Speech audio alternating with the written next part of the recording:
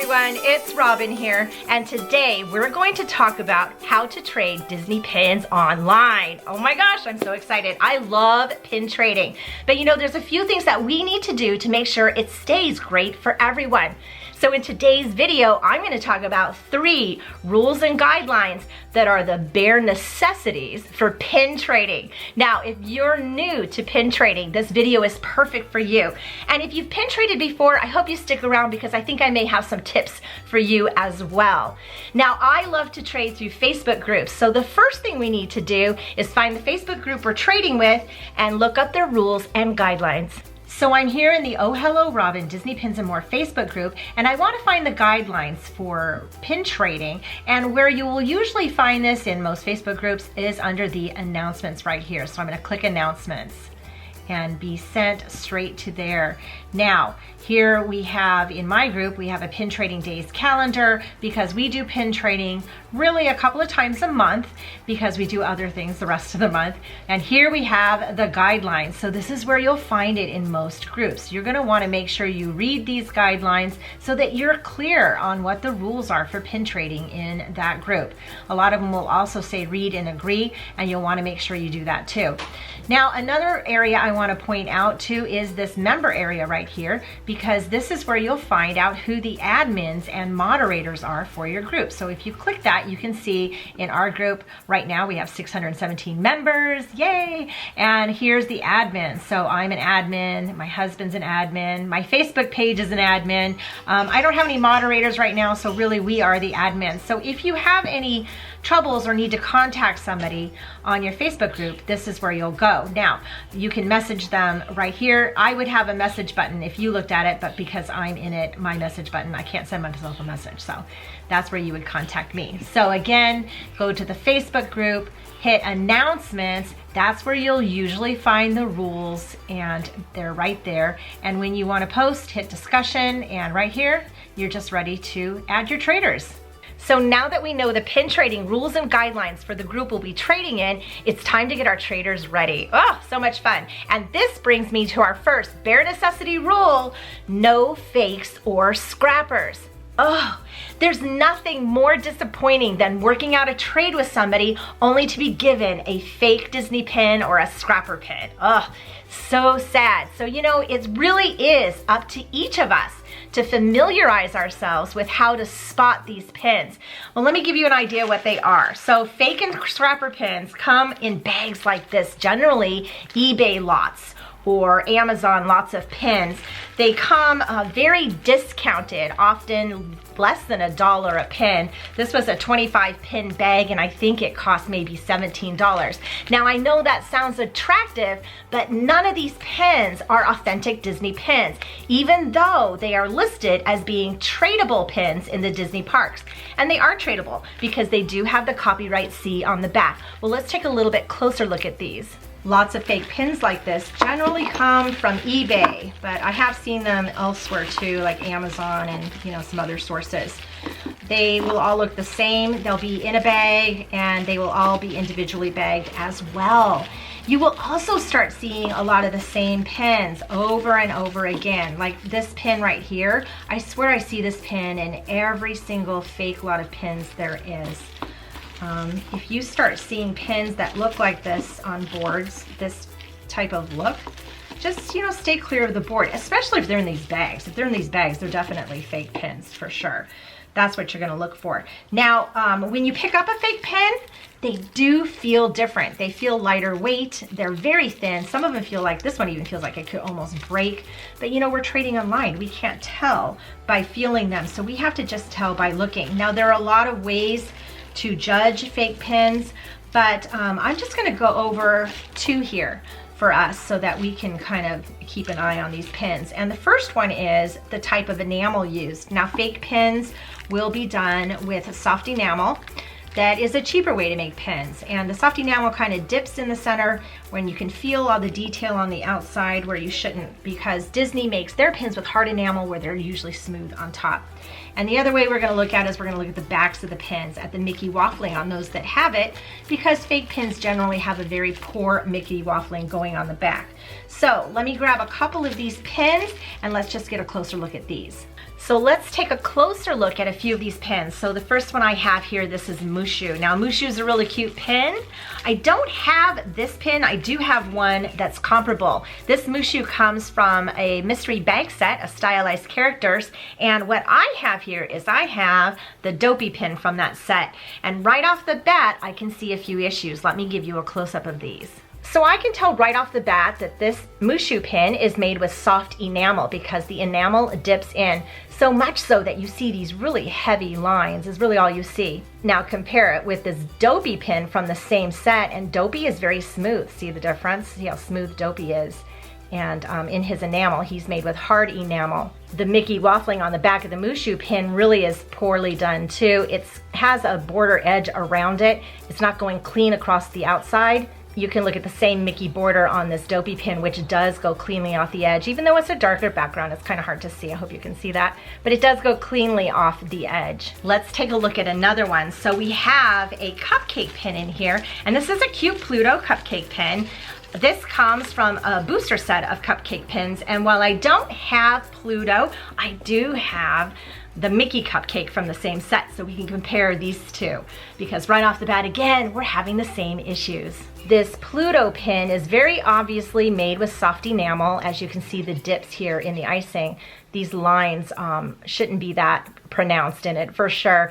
The soft enamel will also oftentimes give this wet look that you see going on because as it dips down, it really shines. Add the Mickey Mouse pin next to it and you can see that it's very smooth. This Mickey Mouse pin is made with hard enamel, so it is very smooth, and you can see it has two lines here, but they're not protruding.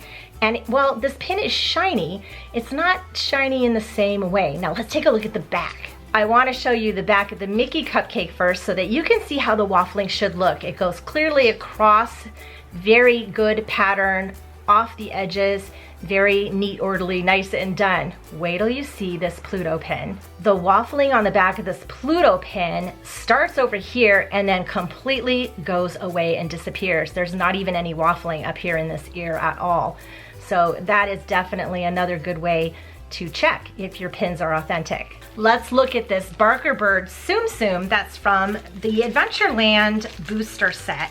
Now I have this set, so I do have this pin, so we can compare pin to pin, which is really nice. Right off the bat, when I pull it out, I can feel its lighter weight. And I know that when we're doing online trading, we can't feel that component of it. So I'm gonna stick with what we can see online. I can tell that it is soft enamel, and while the back isn't terrible, I can already see that we're having issues. So I do have the real pin here to go side by side, so let's check these out. So here we have the Barker Bird in Tsum Tsum form, and when you dip it sideways, you can feel it's rough. You can feel dips in the enamel. I can feel all of these lines going through the center. It has that wet quality because of the dips. This real pin is so much smoother. You don't feel all of the lines in the work and the details as you do this fake pin that's over here.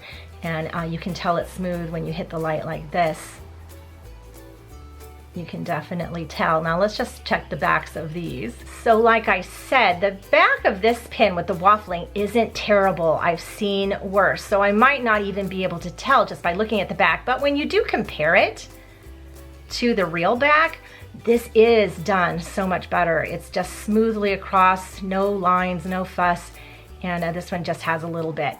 But it is the front of this pin that you can definitely tell with the soft enamel. So this is the fake and this is the real. So as I mentioned before, it really is up to each one of us to familiarize ourselves with how to spot these fake and scrapper pins while we're pin trading. Now, while I did go over just a couple of ways with the soft enamel and the weird Mickey waffling on the back, there are many more. And if you are still unsure, or if you just need to know more information, I will link some more videos down below for you that cover them intensely so that you really can become a good eye for finding these these fake and scrapper pins, because really we help each other out when we do that. And now we're ready to put our trader board up for trade. So this is exciting. So let's cover just a few things here. When you're putting your trader board up, or as you're looking at other people's trades, you might see some terms that you're not familiar with. One is ISO, which just simply means in search of. So a person who puts their trader board up might be in search of certain pins, maybe for a collection or to complete a collection, or maybe there's a specific pin that they're really hunting for. Now, I might not have that particular pin on my trader board, but maybe I have it in my collection, and if they have a pin I really want, you know what, I might seek them out and trade that pin for that. So ISO is a really great one to help get some of the pins that you are really looking for. A couple of other terms are LE and LR, and those simply mean LE is limited edition pins, LR is limited release pins. And that goes to our next one, which is, you may see this on some boards, know your values. What does that mean? Because you know what, value really is in the eye of the beholder. Or is it? Now, value is in the eye of the beholder to a degree, but here's a few common sense guidelines to follow. And what we're gonna do is just use the retail value of these pins. Now, on my top row, I have some limited edition pins, meaning they only made a certain amount of these pins. And limited edition pins go for $17.99 in the parks right now. Next to them, we have some limited release pins, and these pins, while they didn't make just a certain amount, they were only available for a certain amount of time, and they may be a little more than just the regular pins. So these limited release pins, these specifically came from a mystery set, which retails for $19.99. There's 2 pins in each, so you get the idea. These are about $10 retail value each. Down here we have some open edition pins, which range in a lot of prices from $9.99, $12.99, sometimes $14.99. And we have some regular mystery box pins down here. Now the mystery box sets retail for $14.99, so about $15. These pins are about $7.50 each retail if you use that value. We have some hidden Mickeys up at the top, and when you do buy a hidden Mickey pouch, I think they are about $12.99, so that's 2 pins each, so that's about $6.50 a pin. Down here we have some mystery bag pins. Now mystery bags are a lot of fun. You get 5 pins in the bag, and the bags are roughly $29.95, I think. So about $30, 5 pins, that's $6 a pin. So these pins generally, the bag pins, are a little less valuable usually than the box pins. And then we finally get into some pins from international parks. So I have some Shanghai pins and some Hong Kong Disneyland pins, and generally these will retail similar prices as above, but because if you're living in the US, they're harder to get, they tend to be more valuable. Now, with all that said, of course, there will be certain types of pins that will be more valuable, but if you go by the guidelines of retail price, when you see and know your value, you know what you're doing. So for example, you see this really cool Cheshire Cat limited edition donut pin. Well, if you show the person, like these Tsum Tsum pins here, probably not an even trade. So that's kind of what know your values mean. It doesn't mean definitely you have to trade a limited release for a limited release, because you might be able to trade even multiple pins to get this limited release pin that you really want. So really talk to the person and see what they're looking for, because if you have that pin that they're looking for, that may be more valuable to them too. Another term you might see when trading is US only. Now here in the States, when we're sending mail out within the States, it's one price, but as we start sending mail to Canada and international, it gets a lot higher. So, you know, when you're trading pins, and especially if pins are valued in the $10 range, it might not even be worth sending it out. It might just cost too much money. So just understand that when you're trading, if it says US only, it's because of the cost of the postage. Another thing you'll see is I've sent a PM. Well, that means a private message. And really, once you're working on a trade, it should be done then by private message, because that's where you're going to exchange all your information, such as your mailing address, right? And this brings me to our next one, because we are ready to prepare our pins for mail. So here we are with bare necessity rule number 2, and this is my double bubble rule. It is use bubble wrap and a bubble mailer. Oh, this is so important. You just went through creating this great pin trade and you need to get the pins to the person and you want to make sure that they are safe and secure. Now, one of the reasons we do this is not necessarily to protect the front of the pin, although that is important, but we're really trying to protect the back and prevent things like this from happening. Let me show you these two pins that I have that have some bent posts. Oh no. So even with a pin back on, if they're not protected, you can get these bent posts just like that. Look at that. Oh, how sad is that? I had this happen on both of these pins that were sent to me. I've also had the pin back completely break off. So really, when you're doing the bubble mailer and the bubble wrap, you really try to protect these pin backs. So I have my pin trays ready here and I want to get them packaged up nice and carefully so that they arrive very safe and sound. So I have some bubble wrap here. I'm going to put these two loose pins together, and because I don't want them to fall out of the wrapping, I'm going to adhere the loose pins to the bubble wrap. This way they'll stay intact as they're traveling through the mail. And now I'm going to just roll them carefully up to give them some nice protection. Put a little bit of tape to hold that down, and now this one's done and they're nice and protected. Now my next pin is on a card. So I don't need to adhere this because I know it's not going to fall out of the packaging. I'm just gonna set it down and I'm gonna roll it up in the bubble wrap, just like so, and put a tape on the back. Now, I said it was a double bubble, right? So we have bubble wrap, and here's our bubble mailer. So let's just pop these into the bubble mailer, and now we're ready to send them off. So now we have our pins protected in bubble wrap and in a bubble mailer, and I'm gonna add a note card because I like to say hi to my people, and a sticker because I like to be a little extra. You don't have to do that, but it's just fun. And we're ready to mail it off. And this leads us to our third bare necessity rules and guidelines of pin trading, and that is proper postage and tracking. So I put those two together because really, if you do proper postage, you will automatically get tracking. Now, this bubble mailer is not a letter. It cannot be mailed with postage stamps as you would a letter. It needs to be weighed and sent as first class mail as a parcel thick envelope, right? Because that's kind of what it is. Now, when we put pins in a set like this to mail off, they generally are under the 4-ounce mark. If you have a lot of pins or extras in here, you might want to weigh it. It might go above, because up to 4 ounces, you will pay the same price. Now, at the United States Postal Service, you can go, they will weigh it and they will charge you and they will send it off for you. You can also do that online, and roughly the price to send these at the time of filming this is, you know, around $3.50 to maybe $5. I know their prices are wavering, and it depends on where you're sending it from and where you're sending it to. There's different zone prices. You can save money, however, if you do buy your shipping labels through PayPal. Imagine that, because you can save up to $1 per label, which, if you're doing a lot of pin trading, really adds up. My recent pin trading video I just did, I had 8 pin trades. That would have been like $8 I would have saved by doing PayPal shipping labels. So yeah, that's really good. Now, I have done a complete walkthrough on that in another video called How to Mail Disney Pins and Save Money on Postage. I will link that down below for you, as well as put it in the cards up above. You definitely want to watch that so you can see how to do that. And I will also put a walkthrough on how to do that on my website, ohelloRobin.com. I just launched my website, so welcome to it.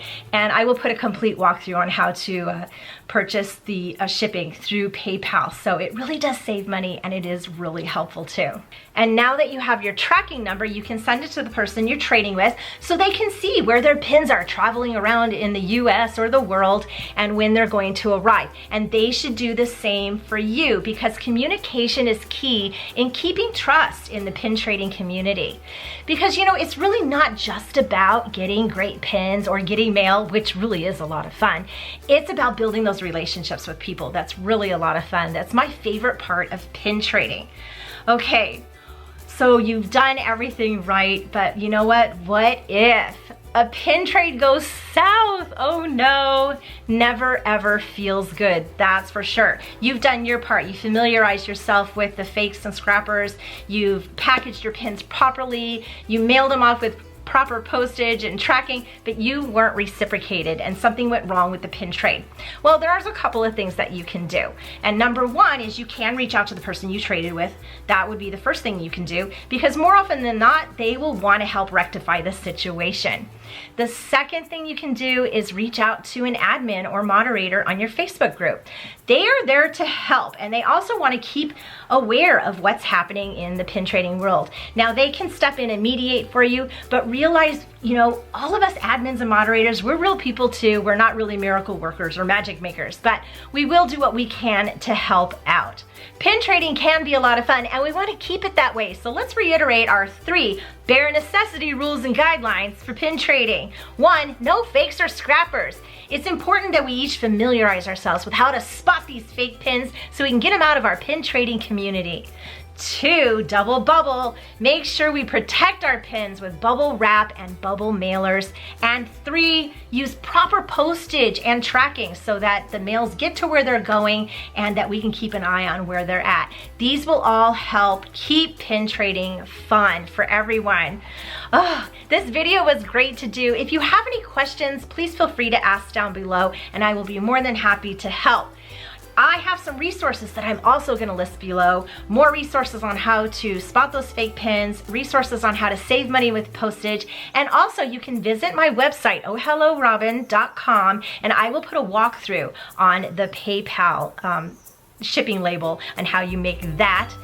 Also, if you would love to do some pin trading, we'd love to have you in my Facebook group, Oh Hello Robin, Disney Pins and More. We would have a great time. Whew! That was a lot, right? Thank you so much for joining me, and I will see you pin trading, right? Bye.